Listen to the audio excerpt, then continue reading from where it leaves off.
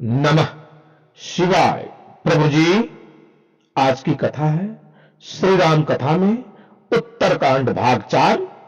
अभी तक आपने सुना प्रभु श्री राम जी का सुंदर वचन सुनकर अयोध्यावासी धन्य धन्य हो गए हैं।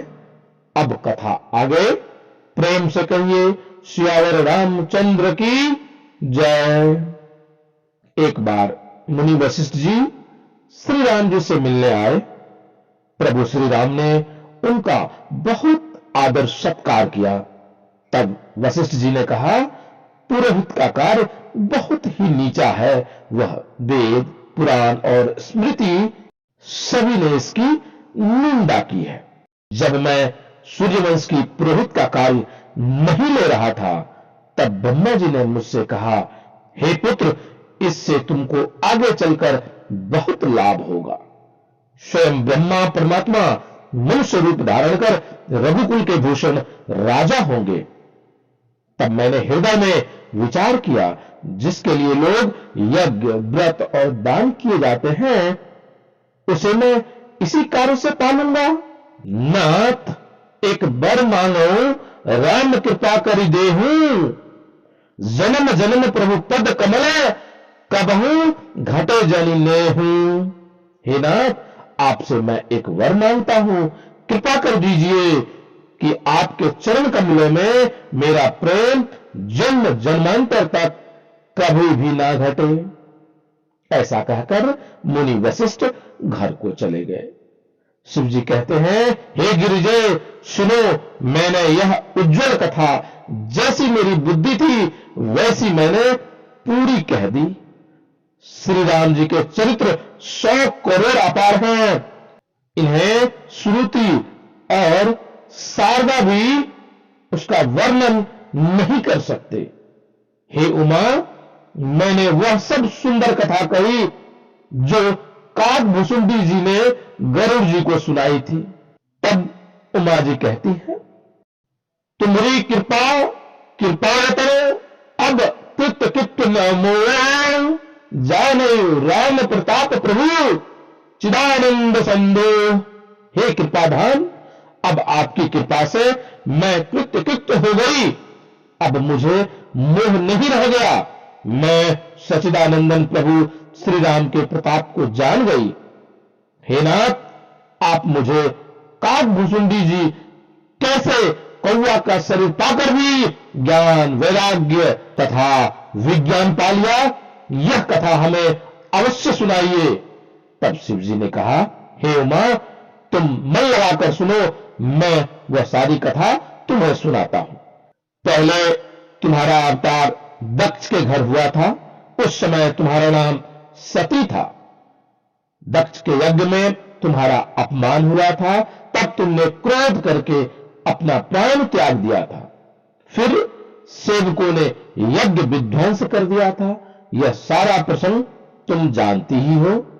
तब मैं तुम्हारे वियोग से दुखी होकर विरक्ति भाव से सुंदर वन, पर्वत, नदी और तालाब का कौतुक देखता फिरता था। सुमेरु पर्वत के उत्तर दिशा में एक सुंदर शिखर है।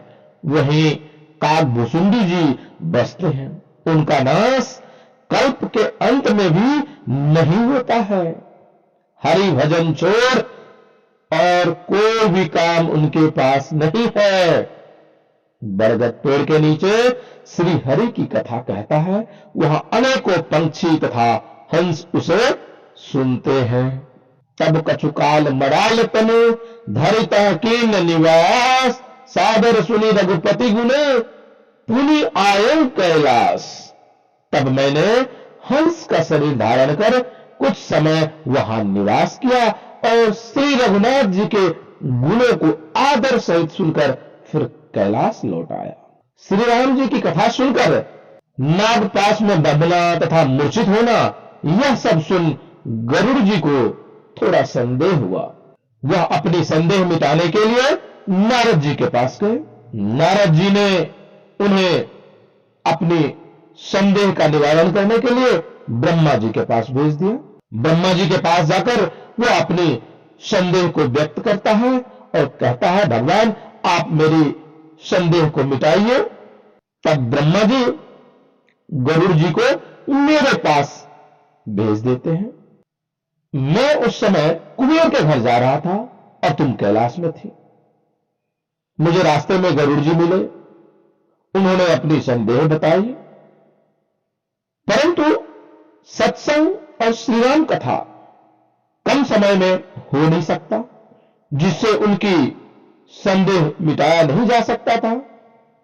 अतः मैंने उन्हें काकभुसुंडी जी के पास भेज दिया, जहां प्रतिदिन हरि कथा होती है।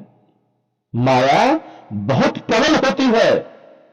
त्रिभुवनपति भगवान के वाहन गरुड़ जी को भी माया ने मोह लिया था, तो फिर नीच मनुष्य की क्या बात की जाए। प्रभु जी, आज की कथा यहीं विश्राम देते हैं। आगे की कथा पुनः आगे। आप कमेंट्स में जय श्री राम लिखकर शिवा यात्रा दर्शन को लाइक, शेयर, सब्सक्राइब जरूर कीजिएगा तथा फेसबुक व इंस्टा पे फॉलो भी कीजिएगा। मिलते हैं अगली वीडियो में, तब तक के लिए ओम नमः शिवाय।